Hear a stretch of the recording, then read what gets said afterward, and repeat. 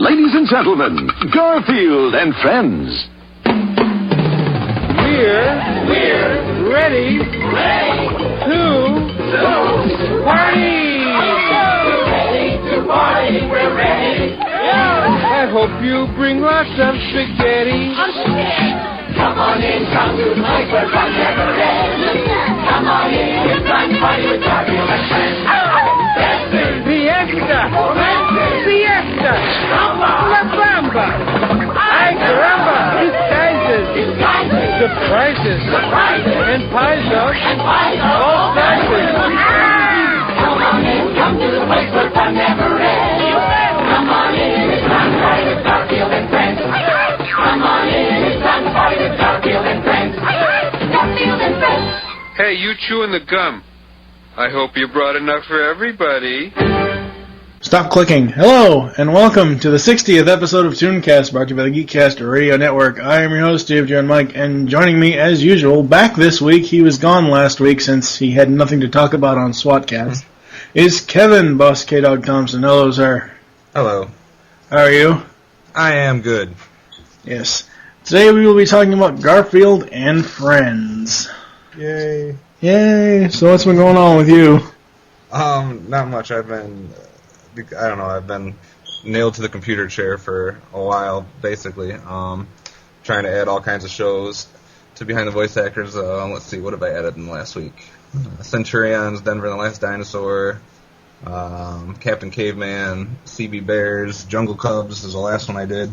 And the one that took forever was My Little Pony. I was like, oh, My Little Pony, I remember that. That should be an easy one. Yeah, it has like over 70 characters. So that took one whole day almost to do that. Yeah. But so that's basically what I've been doing. I'm still trying to do some work on the house, but that's a pain in the butt. What else? Oh, I did a new top 10 list over there too. I did top 10 American animation studios. Stuff like Deke or like Warner Brothers or stuff like that. So I added that over at PTVA. It was kind of fun. What about Filmation, damn it? They're on there. They're on there. Yes, as we're recording this, we are recording this June 6th. It probably will not air until a couple of weeks from now, but we are recording this Sunday night, June 6th, and last week, news of, actually, I think you guys broke the story of the new Thundercats series, and it's going to be anime. Oh, Christ, help us. it's Warner Jaga, Brothers help first. us. Save us from this anime bullshit. It could be all right still. I'll hold back until I see just it. from seeing that teaser image or whatever, it just doesn't. Yeah. It's Warner Brothers, though, so they should be able to do something good. Regardless if it's Warner Brothers or not, and it pisses me off to no end. I read the article that, I don't know if you did it or whoever wrote up the article over at Charles BehindTheVoiceActors.com.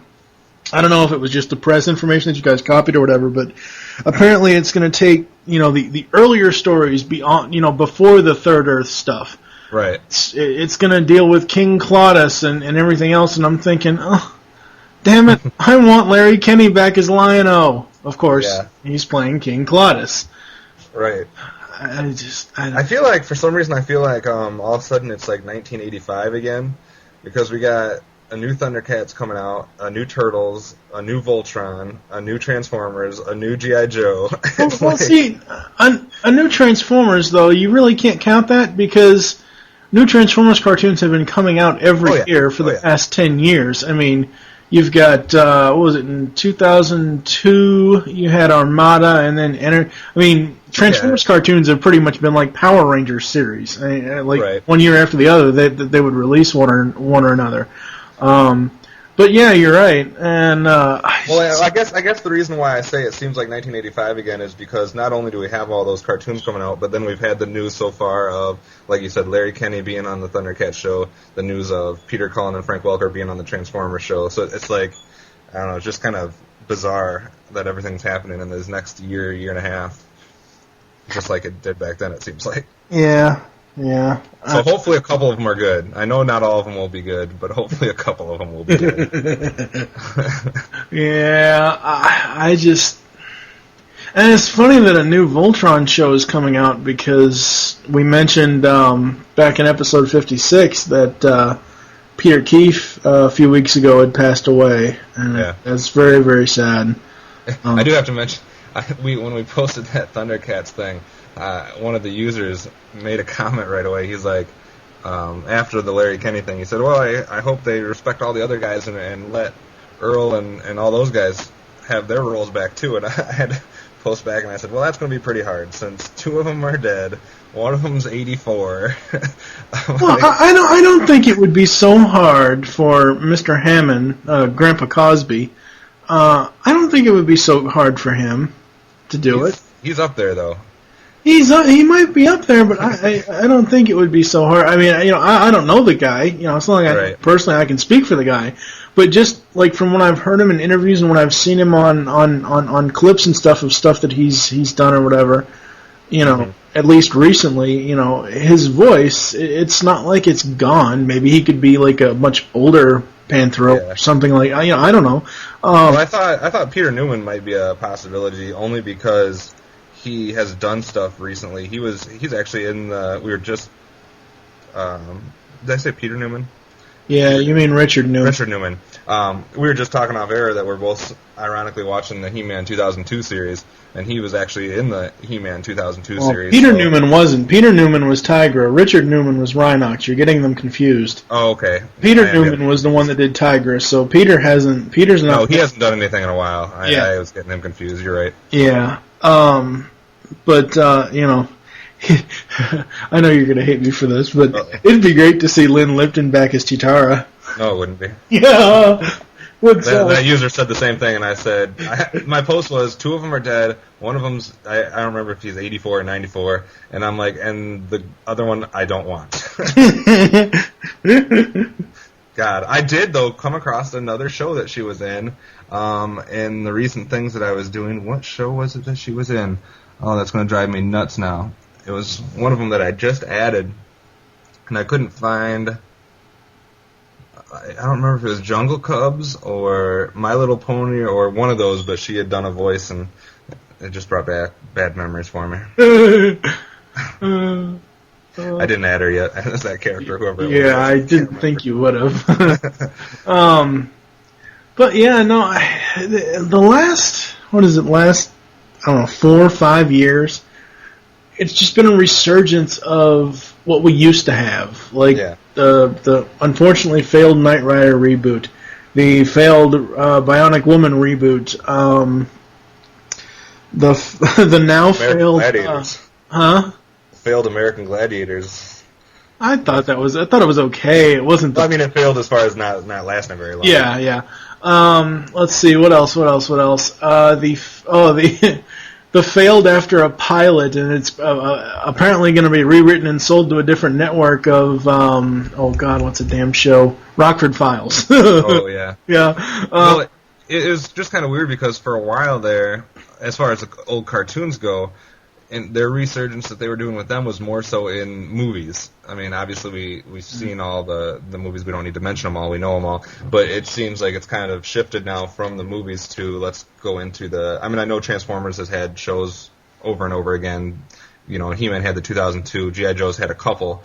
But Turtles seems like it's gone on forever. But it seems like it's now being more of a focus that let's do all these cartoons that were old and not just put out the live-action movies or the animated movies like we've seen with so many.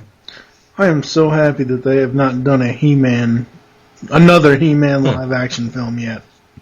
Yeah, although I'd rather see that than the live-action Thundercats that was thrown around.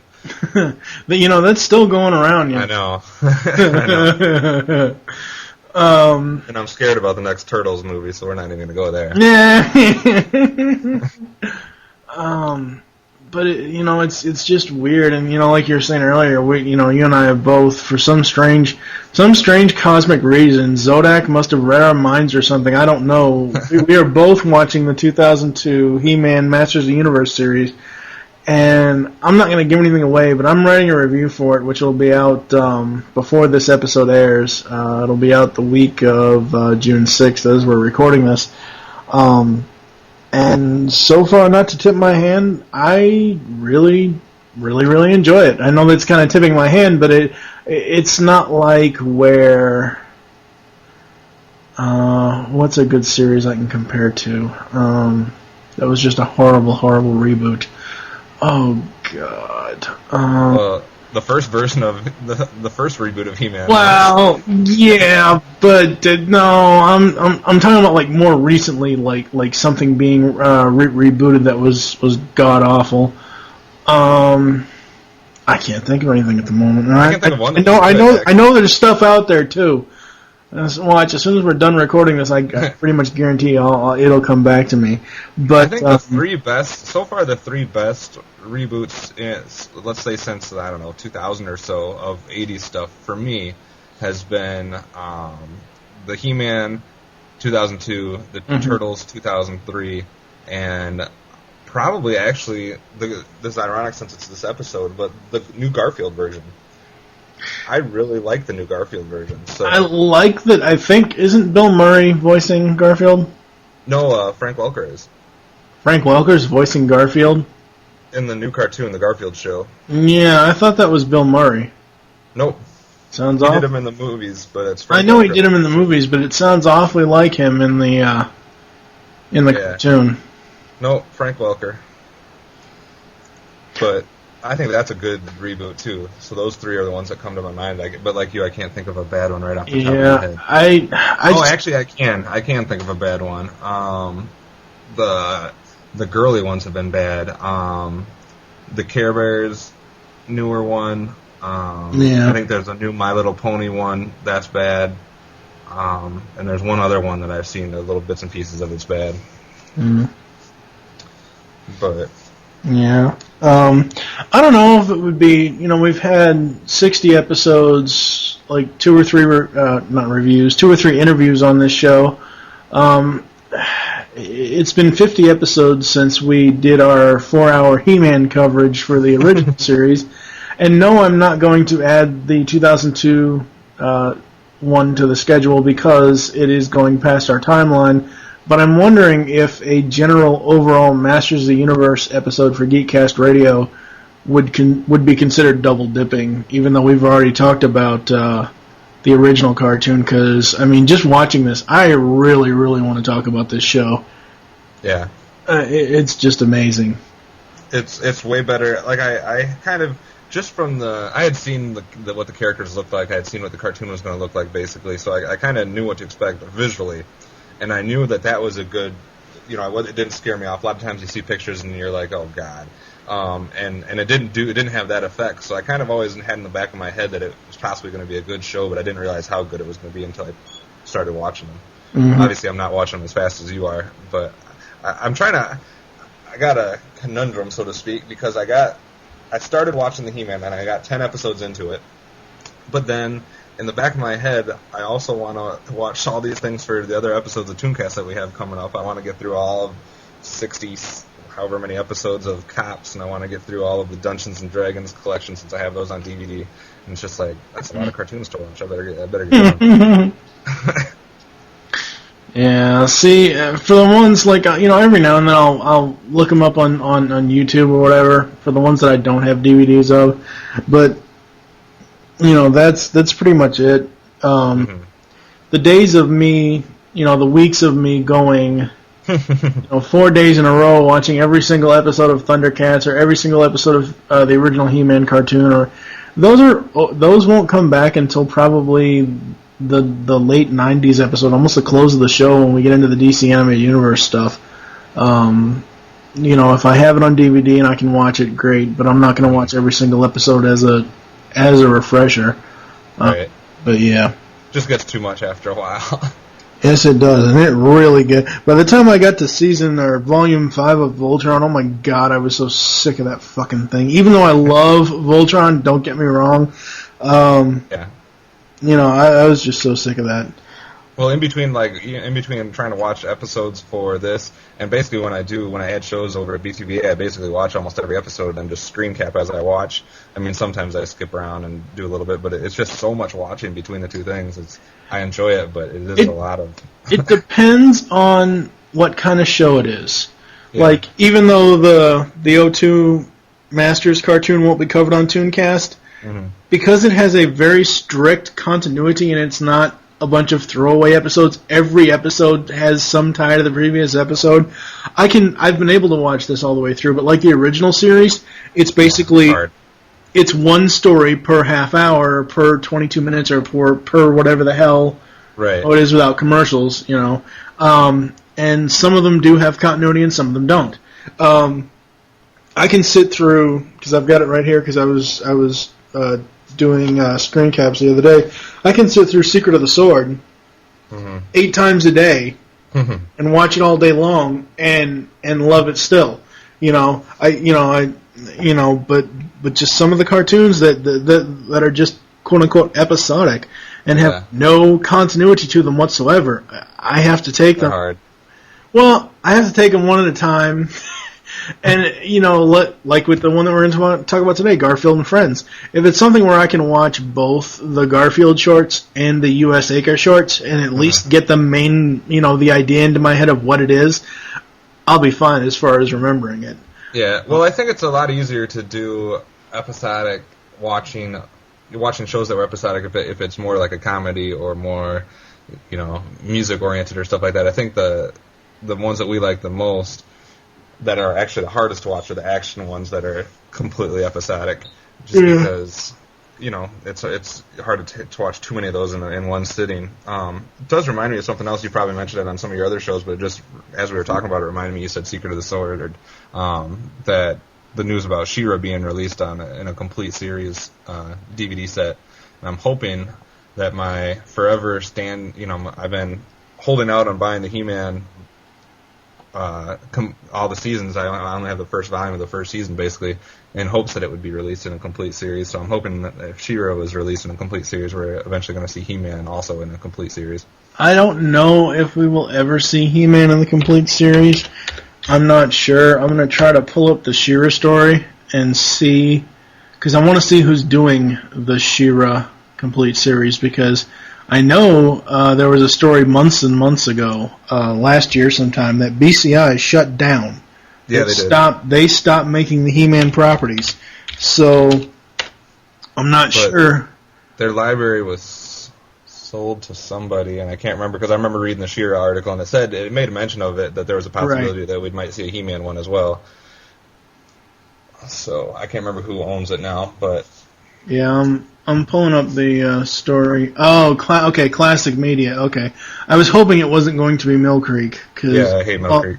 Well, Mill Creek did okay with the special features with this. I mean, the majority of its commentaries, but apparently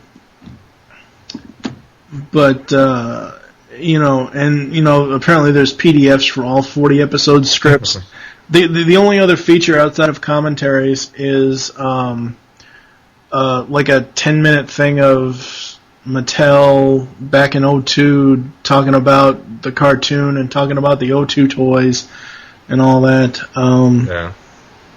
Yeah, it's Classic Media is doing this. There's no real mention. There's no real mention whether the.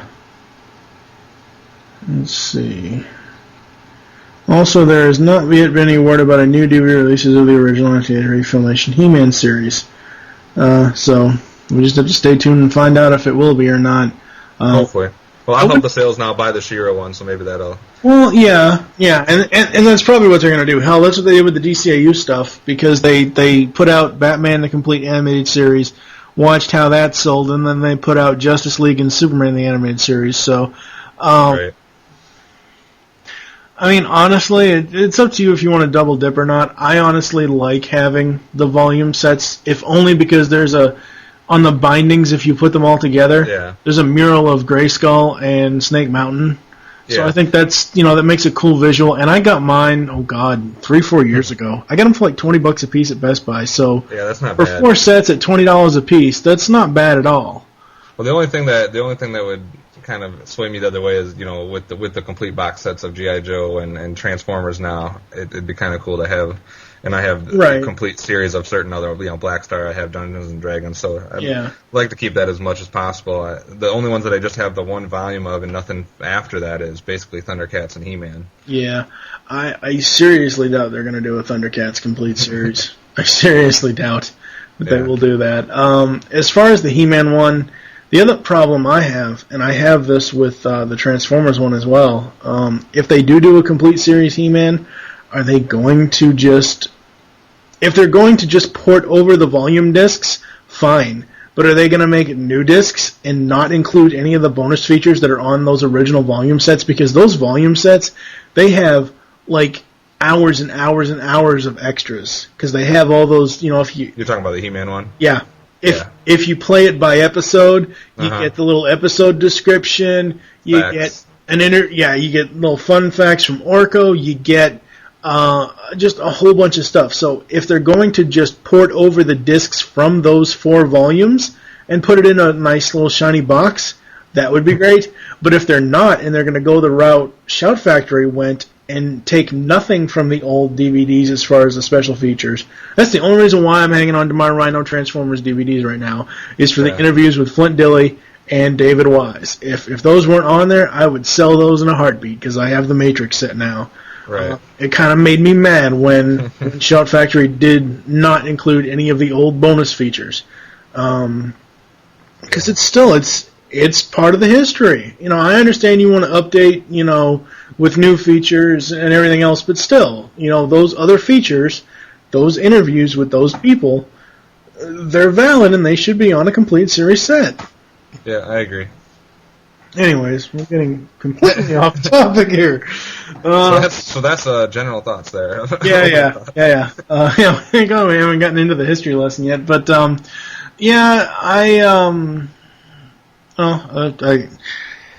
pretty much out of financial debt for the most part. Of course, starting in July, I have to start paying rent, which kind of sucks. I haven't paid rent in the last 5 years. Ouch. I mean, that's good, but ouch that you're going to have to start paying that. Yeah, well, it's not that bad, but still, it still doesn't really ever. I've got stuff going on with This Week in Geek. Nerd News Network will, probably by the time this episode airs, it will have already launched, but as we're recording this, we are... Nerd News will be coming back Monday, June 14th. Yeah, Monday, June 14th. I'm doing that. As I mentioned back in episode 56, we just celebrated 1 year anniversary for Geekcast Radio, 1 year anniversary for this show. Everything. Oh God, I really... Rolling along. I was gonna start. I'm not using that reference. So, take it away with the history lesson, sir. All right, Garfield and Friends. That's what we're supposed to be talking about. Yes, Garfield and Friends is an American animated television series based on the comic strip Garfield by Jim Davis. The show was produced by Phil Moroman, who was on my top 10 list, in association with United Feature Syndicate and Paws, Inc., and ran on CBS Saturday mornings from 1988 to 1994, and on Nickelodeon in reruns from 97 to 2000. The show's 7 seasons make it one of the longest-running Saturday morning cartoons in history, with most only lasting 1 or 2 seasons, this one lasting 7. In Canada, it aired from 89 to 96. Regular segments featured both Garfield and U.S. Acres, a lesser-known comic strip also created by Jim Davis. The latter was retitled Orson's Farm for foreign syndication. 242 Garfield segments and 121 U.S. Acres segments were produced. There were 2 Garfield segments on each show, 2 quickie shorts based on Sunday comic strips, and in between was a U.S. Acres segment. A total of 121 half hours were produced, and all have been released in the U.S. on 5 DVD sets by 20th Century Fox Home Entertainment.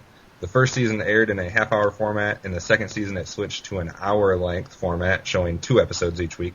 However, in the show's last season, the second half hour of the show featured either an episode from the previous season or one of Garfield's TV specials. So, what do you remember about Garfield and Friends? I love this show. This was awesome. This is just so funny. It was like bringing the comic strip to life.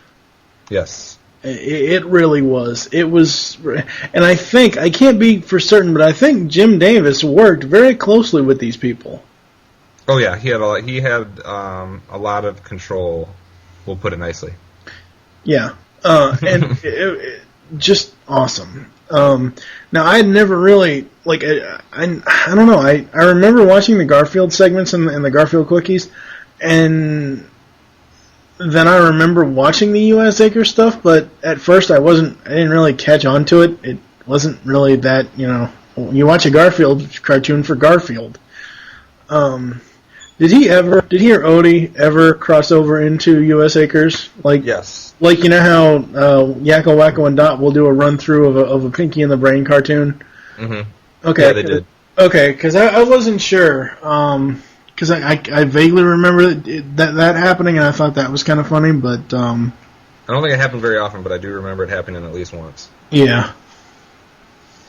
I have good memories of this show as well. I mean, just kind of like you, this was just a great show. Obviously, it was on. It's kind of has the same effect as. Oh shoot, I'm going to forget which one we were talking about. I think it was Gummy Bears or one of the ones we were talking about, where it aired for so long that basically our childhood.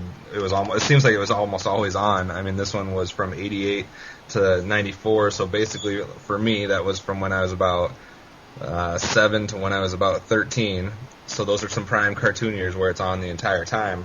And I have good memories. I think it was one of the best comic strips made into a cartoon possibly of all time. I can't remember every single.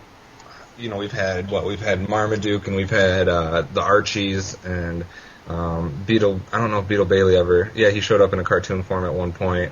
Don't mention Marmaduke. Oh God, kill me. I'm just saying we've had so many that have shown up, and with the exception of Peanuts, which is more just specials instead of. I mean, I know there was a couple cartoon series, but it's basically better as the specials.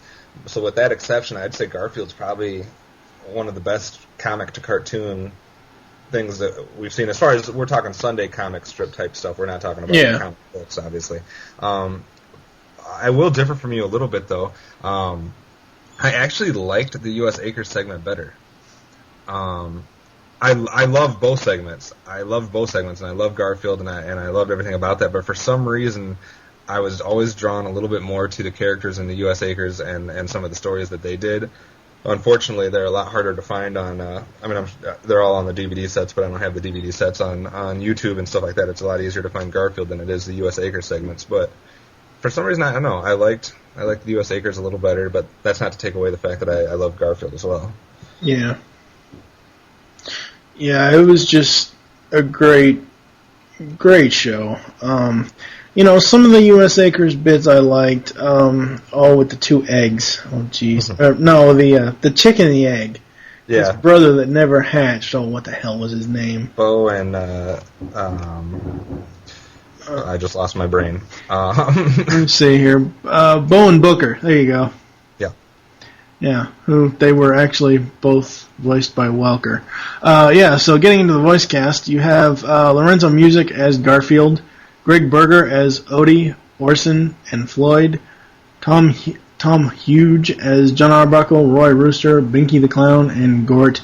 Wait, what's a Nebulon doing in Garfield? What's that? Oh, God. You so missed the Transformers reference there. Gort was one of the names of the Nebulons in Rebirth.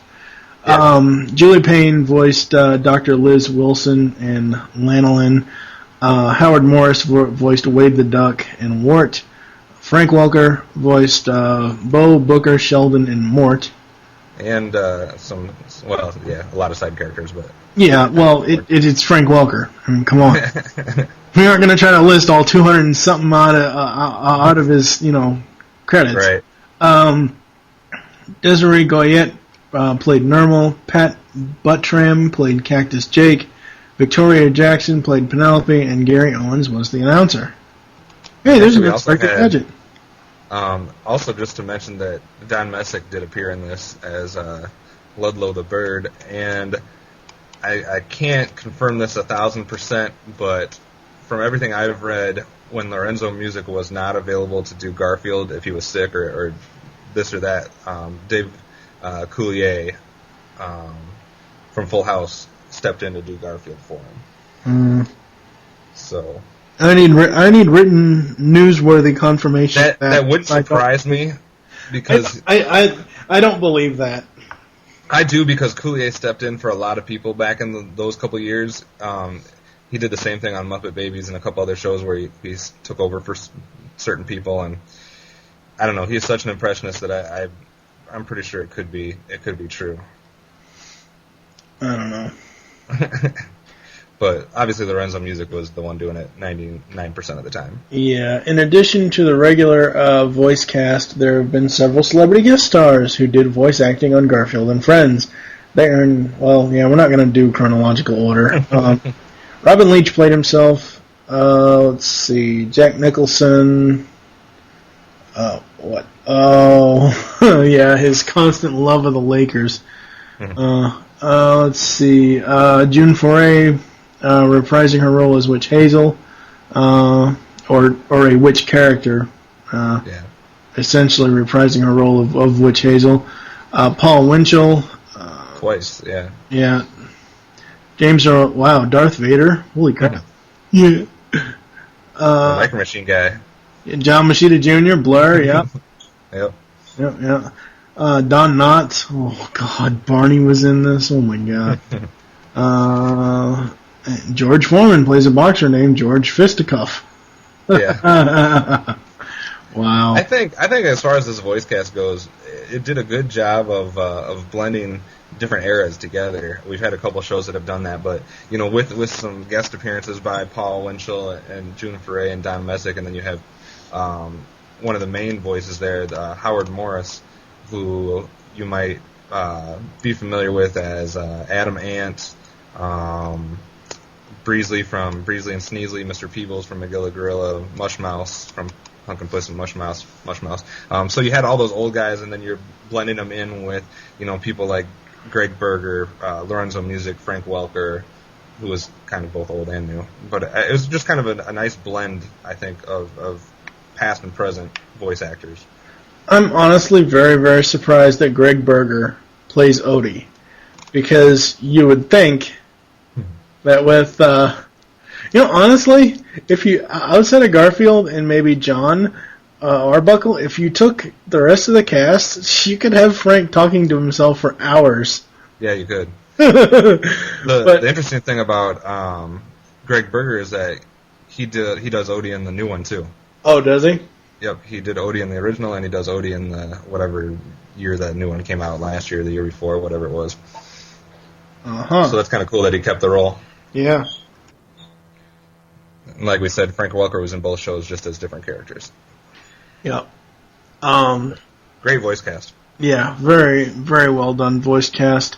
As far as the characters, Odie was yellow, wasn't he? Yeah. I don't think I've ever seen a yellow beagle. Honestly. Okay, orange cat I can kind of, I've seen orange cats before.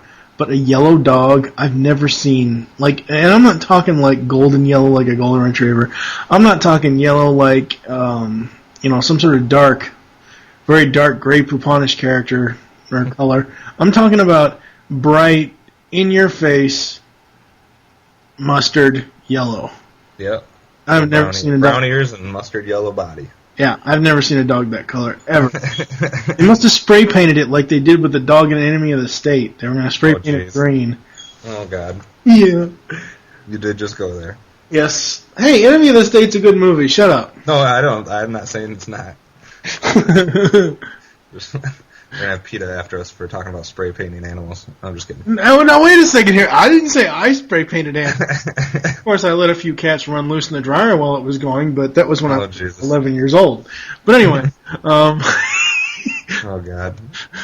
Yes, this show is slowly going down the tubes. It's 60 episodes. Can you fucking blame us? We're going crazy. There's only 40 episodes left. All right, so the characters. Why don't you take Garfield? Because I don't. All right. Obviously, Garfield's the fat, lazy, orange tabby cat, once described by his owner, John, as an orange meatball with stripes, who basically wants nothing more out of life than to eat and sleep. He's your typical lazy person. That's why kids loved him. He loves lasagna. enjoys tormenting Odie, likes trying to mail Nermal to Abu Dhabi. I always love that. He did make a small handful of appearances on U.S. Acres, once wearing nothing but a black mask over his eyes as his disguise, but was more often seen in the form of various Garfield merchandise the characters appeared to own. Deep down, Garfield loves John and Odie. Garfield's mouth doesn't move. The audience hears his thoughts. I think that's very well done, because that's the point of, and that again is going to be a difference between this original cartoon and, of course, the new cartoon. His mouth does kind of move in the new one, I think. Yeah, and a difference between Garfield segments and U.S. Acre segments.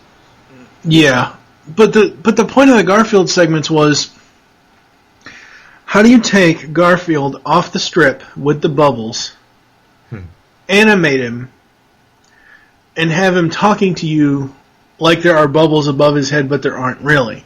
And I think that was very well done as far as not having his mouth move. I think it was a very cool thing that you don't see hardly ever. You don't usually see that. You know, we're going to take these animals that everyone knows can't really talk, and we're not going to make them talk. We're just going to let you hear their thoughts, basically. Yeah. And I think that's an outstanding idea, and I'm surprised more cartoons didn't take that angle at some points. Yes. Odie, a beagle who used to belong to John's former roommate, Lyman, who never appeared on the show, but was a character who appeared in the earliest comic strips, is often kicked off the kitchen table by Garfield, looks incredibly stupid and gullible, but is actually much more cunning and smart than he lets on. Odie is the only animal character who doesn't communicate with any form of dialogue, solely communicating with body language and his enthusiastic barking and other dog sound effects. Yeah, Odie is awesome in this. I love Odie. Yeah. You don't need Odie to talk. You just don't. No, you don't at all. And then, of course, obviously the owner, John Arbuckle, a bachelor cartoonist who has poor luck with women and a somewhat nerdy demeanor. He's often annoyed by some of Garfield's antics and also has an unrequited love for Dr. Liz. Whenever Garfield gets in trouble, John will punish him by taking him to the vet. John also has a mission set before him, get Garfield to do the right thing. John occasionally forces Garfield to hunt and catch mice, which is always unsuccessful due to Garfield's general liking of the mice in the house. And John constantly forces Garfield to go on a diet. Yes. I think John was my least favorite character out of the Garfield segments. Not that he was a bad character, but just the other ones were so good. I just loved Garfield, I loved Odie, and I loved some of the minor characters, so John kind of fell in the shadows, even though he was still a decent character. His voice fits what I had, like when I was watching this, when I was that age back then that it was on, the voice that, crap, I'm not scrolling up the page, whoever voices him, whoever voices him, this is the only show I think he's ever done, he ever did too. Yeah, it's the voice I hear in my head when I go to read the Garfield strip. Say what you want about the character of John, but the voicing, as we've kind of already lamented on it, but very rarely nowadays I'll actually get a Sunday paper, but when I do, when I read the Garfield strip, I hear that voice of John in my head when reading that strip. So, the character may be meh, but at least the voice was good. Yeah, agreed. And then, I don't know why this is a damn character, but you have Pookie, Garfield's teddy bear and sleeping companion, who John is jealous of. Yeah. Found in a drawer, and he is Garfield's only toy, Garfield's adopted alter ego, the Caped Avenger, after temporarily losing Pookie. Whatever. Yeah, you can, I don't think we have to say about Pookie. No, for the minor characters, though, I mean, we don't need to necessarily go deep into them, but you have probably the most famous two are Binky the Clown, which obviously he's right out of a horror show or something like that. I hate clowns. Krusty the Clown before The Simpsons, basically. Yeah, it basically is, and he even had his own little starring, little snippets, but Binky the Clown, annoying, freaky-looking clown, everybody should remember him. Normal, the kitten that's always being, the cute little gray kitten that Garfield wants to ship to Abu Dhabi, and I think I'm right on this. Normal in the new series is a boy cat. Yeah, I don't know. I don't know why they changed that, but they did. And then the mailman, Herman Post, and the vet that John loves, Dr. Liz Wilson. So those are kind of like the main main minor characters of the show, of the Garfield segments. The normal changing sexes is reminiscent of Care Bears. Yeah, it is. It's kind of freaky. Yeah, it is. I don't know why either, because Normal was perfect as a cute little gray female kitten. I thought that was great compared to the fat, lazy Garfield. So, but it's a good cast of characters for the Garfield segments. Fairly small. I mean, obviously, most of the time you're just focusing on Garfield, and I think that's one reason why I kind of like the U.S. Acre segments a little bit better, just because they had a bigger variety of characters to either like or dislike. Yeah, really quick, getting into the USA, or the U.S. Acres. You have Orson, Friendly Pig, whose favorite pastime is reading books and imagining himself into many scenarios, a la Walter Mitty. Orson also has 2 missions set before him. Get Roy to do the right thing, and get Wade to be brave. Yeah, like that's going to happen. It's awesome. Yeah. I don't know. Go ahead. You got Roy, who's a self-centered rooster, practical joker. You got Wade, the cowardly duck, who was in my top 10 duck roles. Bo and Lanolin, which are the 2 sheep, male and female. And then, like we said, Booker and Sheldon, the egg and the chick. Which is kind of a good idea. It's just kind of a crazy idea to have an egg with feet popped out. Well, it kind of makes you wonder which came first, the chicken or the egg. Yeah, and Sheldon always seems to have things in his shell that he can bring out or pull out and do. But it's just a great main cast. I love Roy and I love Wade. I just think they're great. Wade, obviously, Howard Morris voiced him, and Roy was the same guy that did John. But I just love the egotistical practical joker in Roy and the cowardly Wade, and then Orson trying to just be the good guy, trying to get everybody to get along and do the right thing. I didn't really care for Bo or Lanolin. Yeah, I didn't either. I mean, Booker and Sheldon are all kind right. of bickered back and forth with each other, but meh. Yeah, Whatever. and the bad guys, I couldn't stand the bad guys in this character, Mort, Gort, and Wart, Orson's older brothers, but they did do a good job of being bad guys in the show. And then you have the wolf, the weasel, the fox, the worms. You had basically just other types of animals as kind of antagonists. Mm-hmm. But I just like the dynamics between Roy and Wade and Orson. I love that. I love the U.S. Acre segments because of that. Mm-hmm. I totally agree. So those are the main characters in both segments, and it gives you. Who was your favorite character out of the Garfield segment? Shoot. I don't want to say it, but I'll probably say Garfield. Yeah. It seems like such a cheating thing to say, but because there wasn't that many characters in the Garfield segments, and he was so funny, and his dialogue was written so well, obviously. He's just you didn't have him as there's, like, when you're in an action cartoon or whatever, you could say Optimus Prime has a lot of the same character traits as, whoever, He-Man or, like, Duke or whatever. But how many cartoon characters were everything you're not supposed to be as a kid, or everything that your parents tell you not to do or not to be? I mean, you got this guy that just loves to eat, loves to be lazy, loves to get out of doing work, loves to torment his, we'll call them siblings, the other pets that are around. So, I mean, he's just everything that a kid would want to be able to do and not get yelled at. Outside of the sibling thing, unfortunately, even to this day, I think I'm Garfield. But, I mean, name me one other cartoon. I mean, I'm sure there is some out there, but he's so unique because there's not very many cartoon characters, at least in the shows that we've covered, that have these personality traits. No, there isn't. So I think that's really cool. For me, it has to be, just for the sheer fact that I feel sorry for the thing, or for the guy, and I feel that just conveying emotions through sound effects, it has to be Odie for me. As far as the Garfield segments, because now I think that I like Garfield in the sense of him constantly trying to ship Normal off. That's so funny. Funny as hell. But overall, for me, for the Garfield segments, I like Odie. What about for U.S. Acres for you? Easily Wade the Duck. I love Wade the Duck. I know he's this cowardice, like, just pathetic character, and maybe that's why I have sympathy for him, but I don't know. I just love Wade the Duck. I can't explain it. I just do. With Roy as a second. Yeah, I actually have to go the complete opposite way. I liked Booker and Sheldon the most because Sheldon which one was it? Sheldon's the egg. Yeah, Sheldon. Wow, that's kind of weird. I like Sheldon the best on this show, but I can't stand Sheldon on The Big Bang Theory. Holy crap! Okay. What? The Big Bang Theory's cool. Shut up. I didn't say anything bad about it. Yeah, right. I just thought that was so cool. So, all right, moving into the behind the scenes segments here.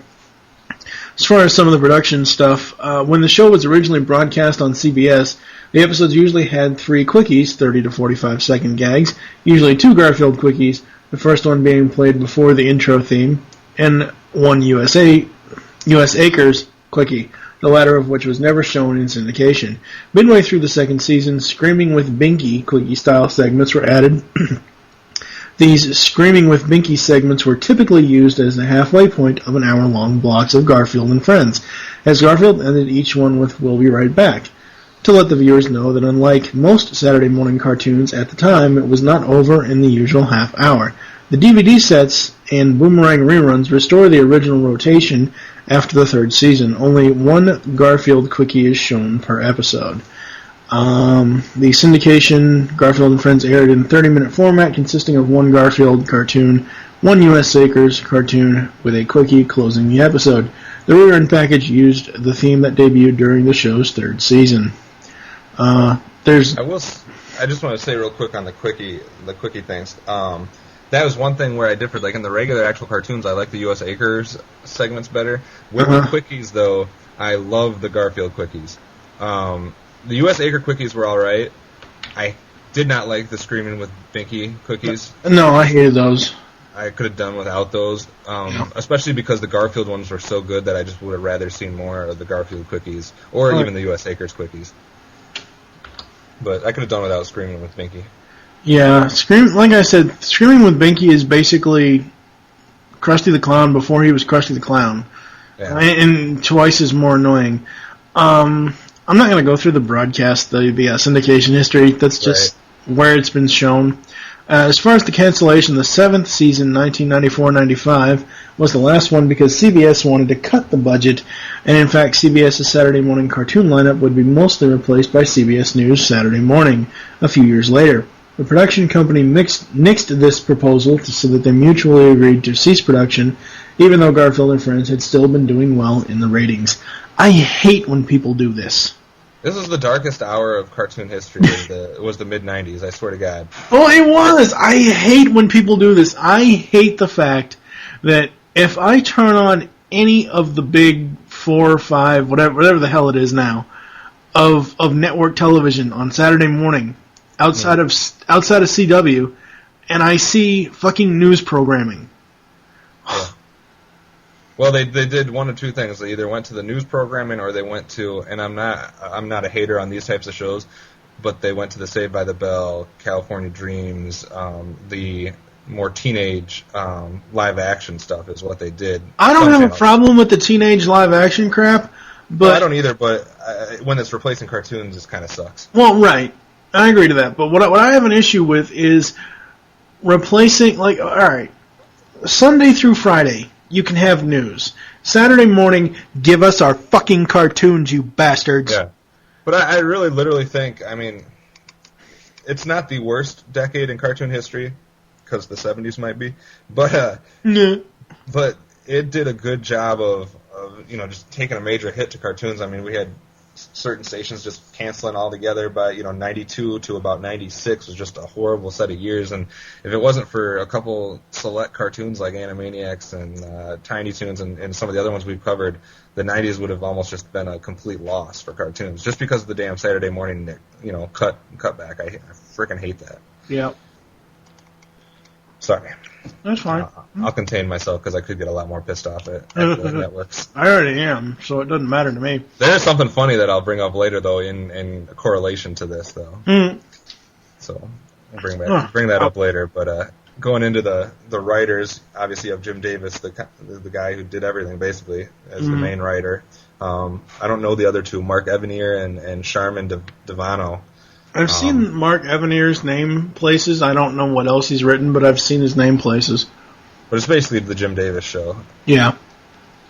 And I don't know any of the directors. Nope. So going into the actual show, this will be different than most of the other ones that we do because of the fact that the way it's broken up into the segments. So each episode featured the following segments. Garfield Quickie. This was a segment of the show that featured Garfield Sunday strips from the mid to late 1980s. The best part of the show. Well, right. That to me, that was the best segment. The Garfield Quickie was the best thing of the whole show. The theme. This usually started with a formal-style Garfield on the fence turning on a record player and an announcer introducing the show. See the theme song section. Oh, okay, well, whatever. Stupid thing. The first Garfield story. This is a general Garfield episode taking on more domestic nature and mostly involving John and Odie. U.S. Acres... Quickie. This Quickie usually aired before the main story and featured strips from the newspaper run for that series. U.S. Acres Story. Story episode featured the U.S. Acres gang in various situations, included a song segment that built on the episode's theme. Yeah, you can read the next one there. And you had the screaming with Binky. Yes. Followed by, and that was what basically, separated the show, like we said, in between 2.5-hour segments. And then you go back with the second Garfield Quickie, just like the first, except it would be followed by another Garfield episode, and then finally the second Garfield story, another story starring Garfield. Those stories may have a domestic nature. We might see a parody teaching segment that featured a Garfield lecture of some sort or learning situation, different themes like that. And then, of course, the end musical theme. Yes. So, like I said before, I think the Garfield Quickie is my favorite part. I still like the U.S. Acres story and the Garfield story, and then after that would be the U.S. Acres Quickie, and then finally the Screaming with Binky Quickie. Yeah, I did not care for the Screaming with Binky anything. It's basically Roy on drugs. Yeah, it's just horrible. Ooh, remind me to come back to that after we're done with this.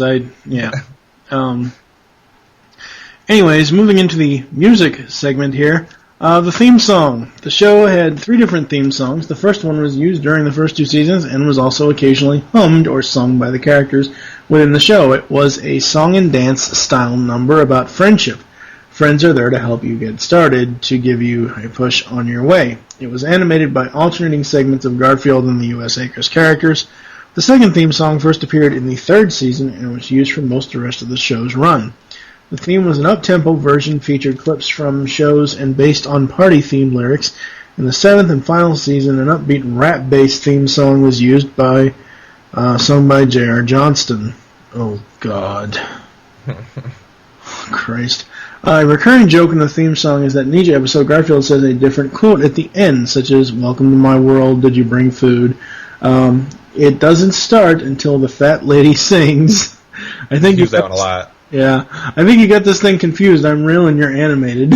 I can't believe we get away with this every week. Or, hey, Heathcliff, eat your heart out. Wow, that's going to come back to haunt us next week. This is when I want to bring in the other thing that I was going to say, because one of the other things that he said at the end of the show, I love this one. It was during the first show of the 1992-1993 season, and he says, "And don't bother checking what's on NBC. They're not running cartoons anymore." Yeah. So that directly relates, obviously, to the fact that NBC had stopped before CBS on running cartoons at all. So it's kind of a jab at them, even though they would do the same thing in a couple of years. But I thought that was hilarious. Yeah. The series music was done by Ed Bogus and Desiree Goyette. All the voice actors. Yeah. The theme song was all right. I wouldn't put it in my top 50 of the 80s theme songs. Well, I shouldn't say that. I wouldn't put it in my top 25. It'd probably be in the top 50. But it was an all right song. It just wasn't as good as a lot of the other ones we've talked about, in my opinion. Yeah.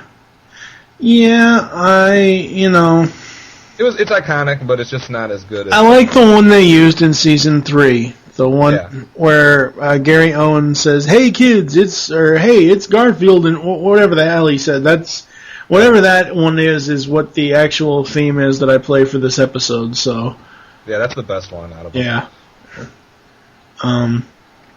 So I guess going into the legacy segment, before you go too far, I just want to interrupt you again.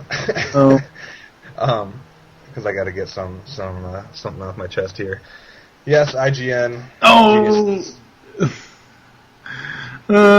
Yeah, it wasn't on the. Not on the top 100.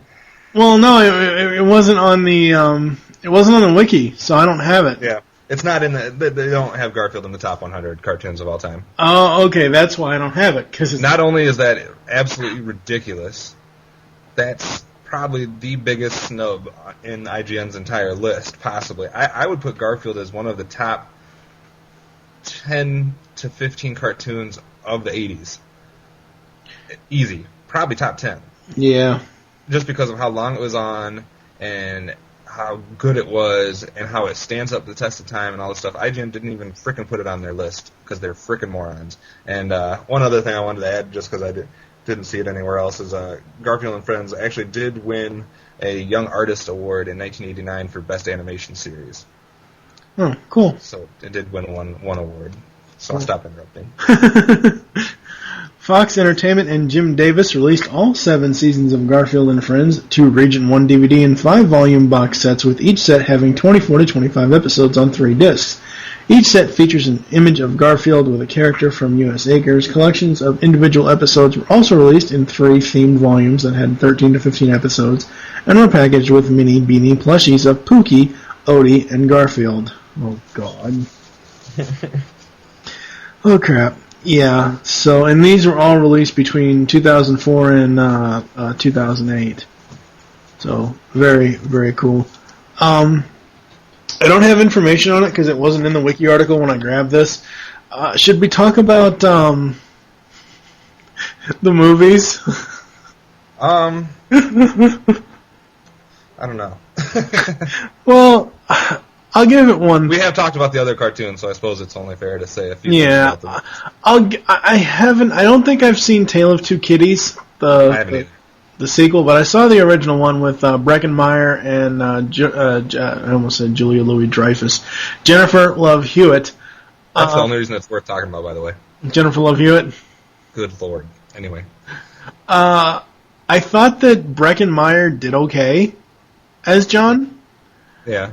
I thought he nailed the lovelorn thing for Liz thing. I thought those two did well together.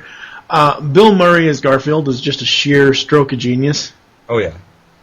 Definitely. Obviously, And Jennifer Love Hewitt's a sheer stroke of genius just for being Jennifer Love Hewitt. Well, yeah. What I'm saying is that, we don't have Mr. Music anymore.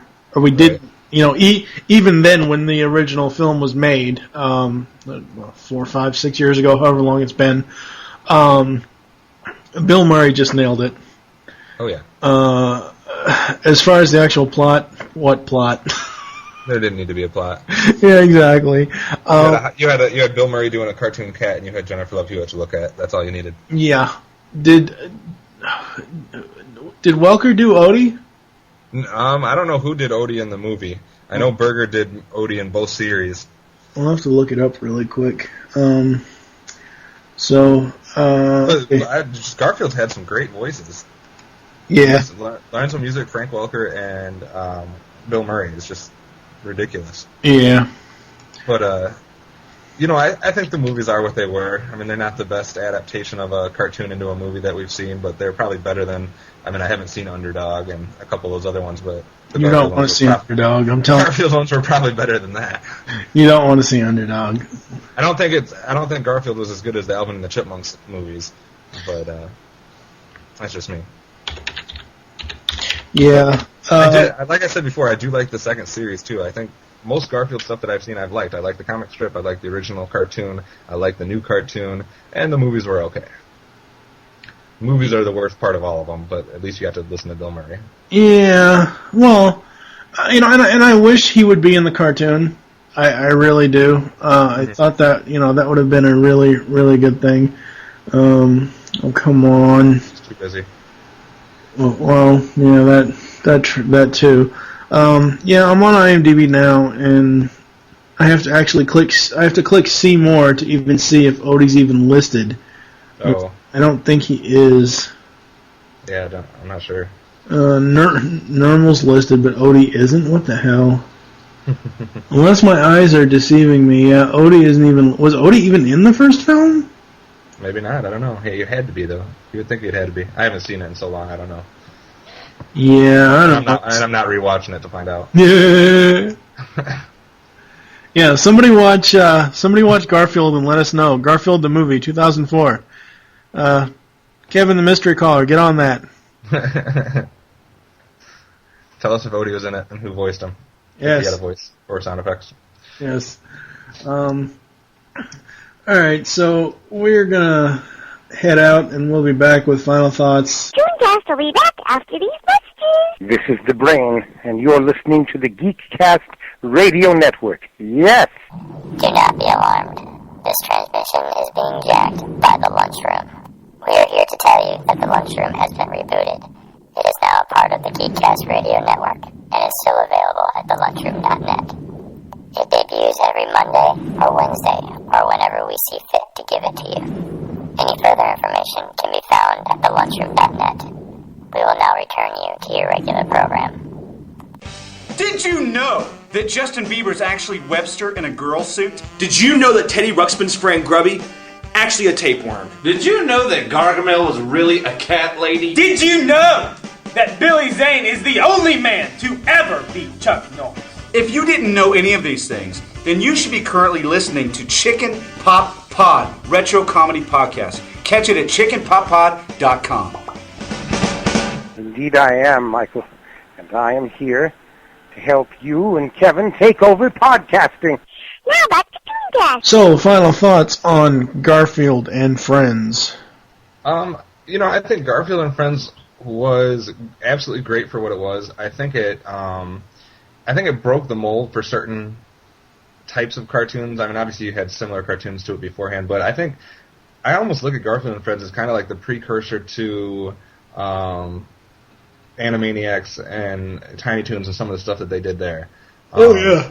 Just because it was one of these shows that wasn't just for kids, it was for all ages. It did clever things with the, having the voice without the mouth moving. It had a lot of comic type stuff.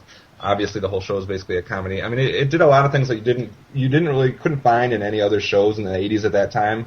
I mean, the closest ones to it, I don't even know if you could have a closest ones to it. I mean, Alvin and the Chipmunks, maybe, but it's not even really the same type of show. So, I mean, it was kind of in a league of its own in the 80s, and it ran for so long that, to me, there's absolutely no doubt that it deserves a spot in the top 10 cartoons of the entire decade. It was just a great cartoon, and I think one of the things that's best about it is the fact that you can still watch it today and still enjoy it, and it's not really dated, or it's not like a lot of my other favorite shows where it's a little harder to watch these days. It's absolutely watchable now. Oh yeah, I completely agree. So, yeah, I really don't have any problems with it other than that. Every now and then, I wanted to just strangle Wade the Duck, just because, Jesus Christ, man, just get in the fuck. Take your fucking duck thing off your fucking head or your waist or whatever, and get in the fucking water and swim, you dumb fucking duck. Go take some lessons from Daffy and Donald, you bastard. I love Wade. God. Anyways, thank you for joining us here on ToonCast. As always, get in contact with us or leave feedback for the show. Visit the website, geekcastradio.com. Join the forums, PredaconEmpire.com/Nexus. Leave the show's feedback in iTunes. Please do this. Follow us on Twitter. Show name there is GCRN ToonCast. Mine is TFG1 Mike. What is your Twitter? Lost K-Dog. Become a fan on Facebook. Search Geekcast Radio Network. Be sure to check out blogomatic3000.com. Phil Wheat does all the stuff over there. Very good. It's our UK affiliate for Geekcast Radio Network. He does very awesome posts every week about all the episodes that we have for the previous week that have been released. So we hope you enjoyed this episode of ToonCast and wish you'll join us next time. We'll be reminiscing on none other than Garfield's rival, Heathcliff. Yay. Why am I thinking about Cosby Show right about now? Oh my god. For now, I am TFG1 Mike with Optimus Solo from BehindTheVoiceActors.com. Thank you for listening. Until next time.